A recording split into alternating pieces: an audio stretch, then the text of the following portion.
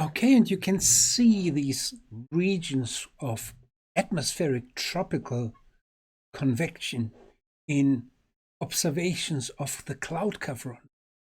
Okay, and here's a map. And you can see that this is the Pacific Ocean. You can identify the coastline of Australia in this map. And you can see the region of extensive cloud formation over the warm pool. And from that, you can actually also identify two pronounced regions of so-called convergence zones of atmospheric surface wind. Okay, one is the intertropical convergence zone, which runs along the equator. Here, the ITCZ. And the other one is the South Pacific convergence, okay, which runs diagonally over the South Pacific. Okay, and these are regions where you have a horizontal convergence of surface winds feeding into the upward movement with the tropical convection leading to the cloud.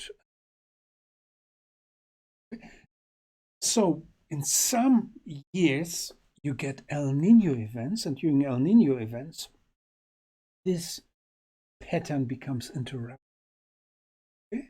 And you get a westerly wind burst in the Western Pacific that actually moves or suppresses the cloud formation in the Western Pacific.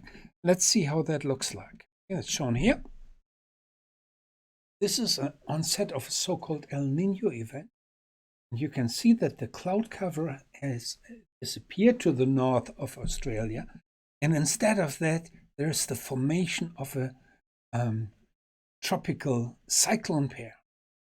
There you can see the structure of the cyclones, one to the north of the equator, one to the south of the equator, and connected with a westerly wind burst. And this is how El Nino events start, and that's all related to the warm pool.